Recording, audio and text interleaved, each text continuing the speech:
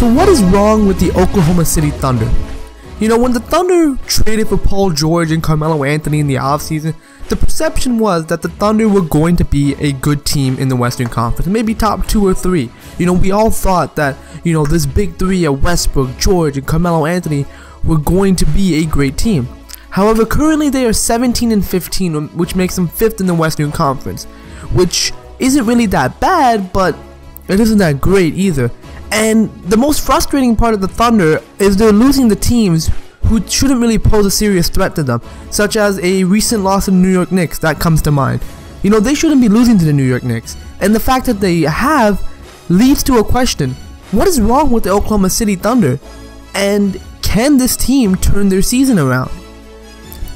Now, for me, the first problem I see with the Oklahoma City Thunder is that they are absolutely terrible on offense. They're currently ranked 24th in the NBA, which is strange considering the offensive firepower on this team. I mean, you got guys like Russell Westbrook, this guy can score the ball. Paul George, he can score. Carmelo Anthony, he can score. So it doesn't make any sense. Why would these guys be struggling on the offensive end? Well, it's for a few reasons. First of all, it's the lack of ball movement on this team. You know, this team is struggling on offense because they're ranked 24th in the NBA in assists, and this restrains the offense as it's easier for defenses to stop one guy, which means that this team is playing a lot more isolation plays, as they are currently 1st in the league in isolation plays, which means that they are using a lot of ISO. They're not moving the ball, so it's very easy for defenses to stop them, which makes their offense suffer as they aren't really doing anything to keep the defense guessing. You know, it's the problem that teams like the Raptors have had for a few years now, where ISO ball really just isn't working anymore. It's not a strategy that works in today's NBA because defenses are getting smarter, defenses are becoming quicker, and they will stop you if you try to take them on one-on-one. Basketball is a team game for a reason, so therefore it really doesn't make sense as to why teams look at ISO ball as a potential reason, a potential way out of cumbersome situations. So to me, I don't understand why the Thunder keep doing this, but it is a reason. That's one of the reasons why they're struggling. What's the reason for their offense? And the second reason why I think their offense is really struggling is this team lacks good 3-point shooting, as they currently shoot as a team at 34%, which is really low in today's NBA standards. And this affects their offense as they are no longer spreading the floor, which makes it harder for guys like Carmelo and Westbrook, who aren't really great shooters, 3-point shooters, to not do what they do best, and that is driving the lane and attract defensive attention. That is how you see the floor open up. So on one hand, I understand that, you know, this team is doing a lot of isolation plays. Now, there's a couple things to blame. You know, this team, it could be either a coaching issue or it could be even a player's issue. But that still doesn't mean that, you know, guys like Westbrook and George and Carmelo aren't looking for their teammates. You know, it just means that this team is shooting so terribly that Westbrook and Carmelo are looking around saying that, well, there's no space. There's nobody who's even open for a shot, because nobody will make one. So, you know, from one hand, you can see why, you know, their offense is struggling, but on the other hand, you can't really blame the Thunder players. So for me, it's just this lack of 3-point shooting is a big problem that the Thunder are facing, and they really need to improve that if they want to beat a team like the Warriors, who shoot a lot of threes and score a lot of points. And finally, the last issue that I find with this team is they don't really have a great bench unit.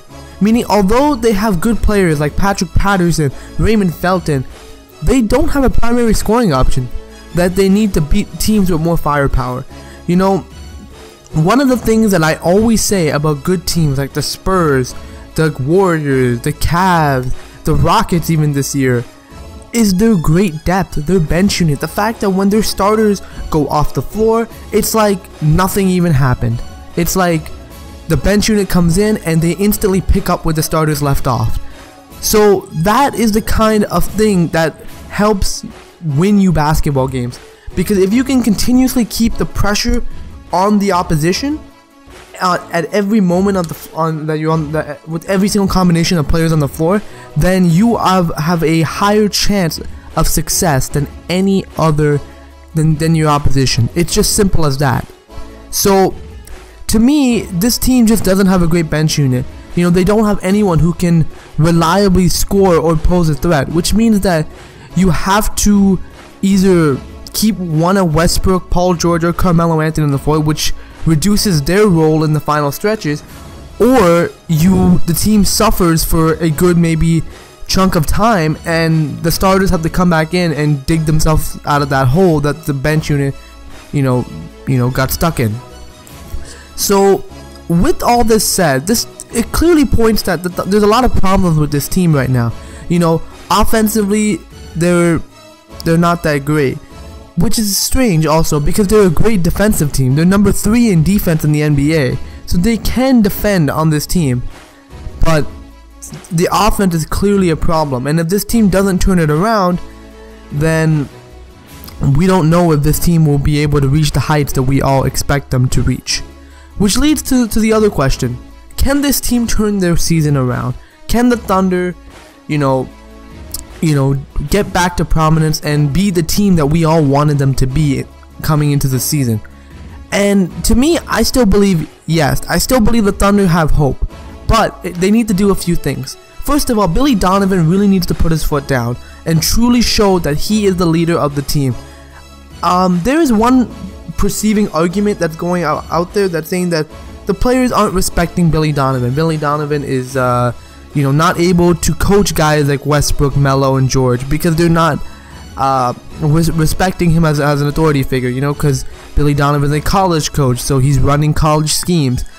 But a lot of people are saying to fire Billy Donovan for this. But for me, I say give Billy Donovan another chance. Billy Donovan needs to show that he could put his foot down and tell his players that, hey, I'm the coach of this team. You're going to run what I tell you to run. Otherwise, he needs to be fired and replaced with someone who can.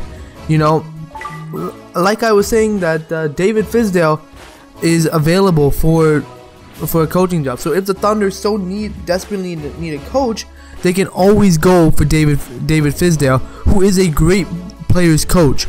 But I still want to give Billy Donovan a chance to prove himself and to showcase that, hey, he is still a good coach and the players have to listen to what he says. Now, the second thing this team needs to do, the stars need to swallow their egos. What I mean by this is that players like Westbrook and Carmelo and Paul George need to stop worrying about themselves and worry more about the team. Because if these guys play like a team, like for example, if they move the ball more, if they get more of the teammates involved, no one can stop them. Like, think about it. Instead of Westbrook driving the lane, dunking on the entire team, Westbrook drives and kicks it out to an open Carmelo Anthony, who then kicks it out to an open, for instance, Alex Abrinas at the three-point line. Can a defense stop that? No, because on one hand, the defense is looking to stop a driving Russell Westbrook. Then they shift their attention to Carmelo Anthony. So they have to send another man because you can't leave an open Carmelo Anthony for 3. So they shift their attention. What does that do? Leaves an open Alex Abrinas. Now what? Defenses can't get everywhere on the floor. Now you just fooled the defense, got yourself a wide open look. Alex Abrinas is a solid 3-point shooter. More likely than not, he will knock that down. So that's what I mean. The star players on this team need to realize that, hey, if we ever want to win, we gotta play as a team. These are our guys, and we need to make sure that we get them involved, and so to make our lives easier. Because the more they move the ball, the more you keep the defenses guessing, And recently, we've been seeing Carmelo Anthony especially start doing that, taking a lesser role. His scoring numbers have slowly dipped. But the team is winning more games. Why? Because Carmelo is realizing that, hey, I don't have to do all this. I don't have to do what I did in New York. I don't need to, be the #1 focal point of this offense. So Carmelo is slowly realizing this. So there is still hope. And finally, speaking of Carmelo Anthony, I feel that the last thing that this Thunder team needs to do that will truly help them, in my opinion, is Carmelo Anthony needs to come off the bench for this team, as he will add more firepower and will be able to conserve his energy and utilize it for a unit that desperately needs scoring. What is Carmelo Anthony good at primarily? He's good at mainly scoring. That's what his forte is. Carmelo is always been a pure scorer. And the one thing the Thunder bench has seriously been lacking is a scorer. Now, to me, I feel like the Thunder's starting lineup struggled with Carmelo at the 4. Why? Because first of all, they're undersized. Second of all, Carmelo really can't shoot the ball from the 3-point line that well, so he can't really stretch it, and he's not really a great rebounder. So against traditional big man lineups, he's kind of more of a liability rather than an asset to them. Therefore, I feel like shifting him to the bench unit, bringing a guy like maybe Jeremy Grant, you start Jeremy Grant, you know, bring Carmelo off the bench. Now you have your starting lineup of Russell Westbrook, Paul George, Jeremy Grant, Steven Adams, and I believe I'm missing one player. Oh, so Andre Roberson, sorry. I forgot about that. But, you know, that's your starters. And then off your bench, you got Alex Abrines, you got Patrick Patterson, you got Carmelo Anthony, you have Raymond Felton, Kyle Singler, and maybe even Nick Collison.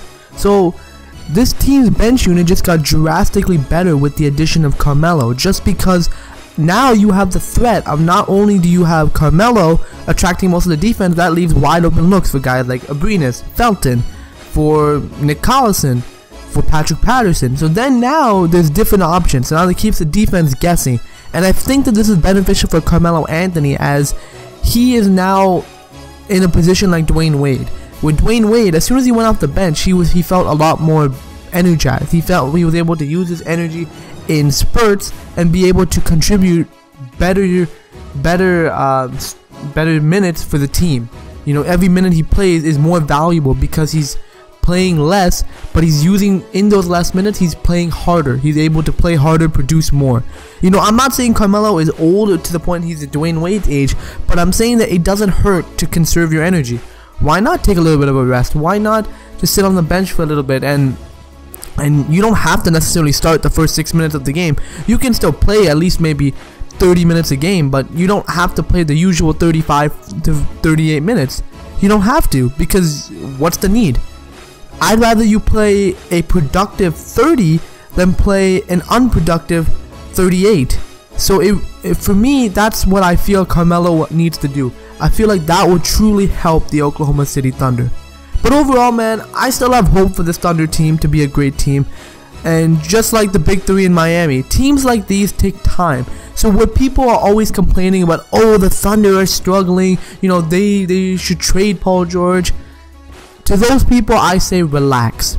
Because remember, the Big Three in Miami didn't work out in the beginning stretches. You know, they were losing games and they were struggling. But eventually they figured it out and became one of the most dominating forces in the NBA for those few years that they were together. So let's give this Thunder team some time to form together. But when they do, it's going to be something special. And I'm excited to see that happen. So we'll keep you updated when it happens. And I'm excited to see the future of this Thunder squad.